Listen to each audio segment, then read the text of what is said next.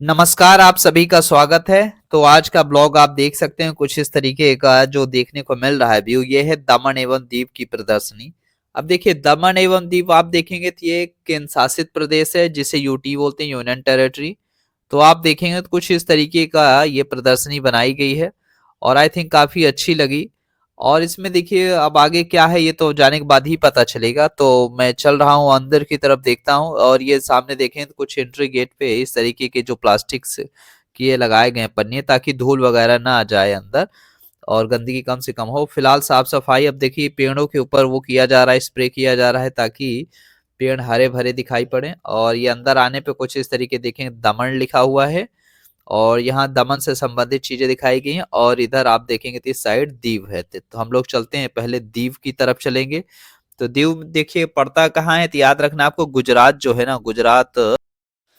तो वहां जाएंगे गुजरात राज्य, उसके बाद जाएंगे जूनागढ़। और जूनागढ़ है ये आप आगे देखेंगे और आगे जाएंगे तो आप समंदर से सटा हुआ क्षेत्र, आई थिंक समंदर में ही आपको देखने को मिलता है, लेकिन ज्यादा वो दूरी पे नहीं है। तो गुजरात से लगा हुआ क्षेत्र में आता है, आपका दीव पड़ जाता है। और दमन भी आपको गुजरात में ही देखने को मिलता है, लेकिन खास बात है जो दमन रहे वो गुजरात और महाराष्ट्र के थोड़ा बॉर्डर एरिया में पड़ता है। तो आप देखेंगे तो कुछ इस तरीके की जो भी फेमस हैं दीव की, है ना, तो वो सारी चीजें यहाँ पे दिखाई गई हैं। तो कौन सा चक्र तीर्थ समुद्र तट, ये आपको कुछ इस तरीके का देखने को मिलेगा। तो रोड है और साथ ही साथ समंदर का बीच आपको देखने को मिल जाता है। तो ये सारी चीजें बस ये प्रमोट किया गया है टूरिज्म इंडस्ट्री के लिए, ताकि लोग यहाँ पे जाएं और घूमें। तो सही बोला जाए तो गलत भी नहीं है, आप यहाँ पे जा सकते हैं। ये अपने भारत में ये सारी चीजें हैं खूबसूरती, तो आप यहाँ जरूर जाइए जब भी मौका मिले। तो यहाँ पूरे के पूरे जो भी लिखे हुए हैं तो आप देख सकते हैं कौन सा बीच कहाँ पे है, तो ये सारी चीजें बताई गई हैं। और आई थिंक ये सबसे बेहतरीन काम है कि आपको सोचिए, सिर्फ आप महाकुंभ मेले क्षेत्र में आते हैं और इन प्रदर्शनी में जाते हैं, आपको ये सारी चीजें पता चलती हैं। और फिर इसके बाद अगर आप यहाँ जाते हैं तो आपको घूमने का अवसर, आपको जानकारी रहती कि हाँ ये बीच यहाँ पे है, तो आप वहां पे जा सकते हैं। ये खास है। तो ये पूरा का पूरा सही बोला जाए तो आप अगर इंडिया नहीं घूमे तो कुछ नहीं घूमे, किसी ने कहा था, बिल्कुल सही कहा है।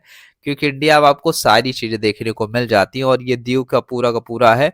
और यहाँ आप देखेंगे तो कुछ प्रदर्शनी के अंदर इस तरीके के स्टॉल्स है ना देखने को मिल जाते हैं। और साथ ही साथ ये जो पेंटिंग्स वगैरह लगाई गई हैं और स्पेशली उन एरिया जो फेमस एरिया है वो सारी चीजें दिखाई गई है दमन एवं दीव के।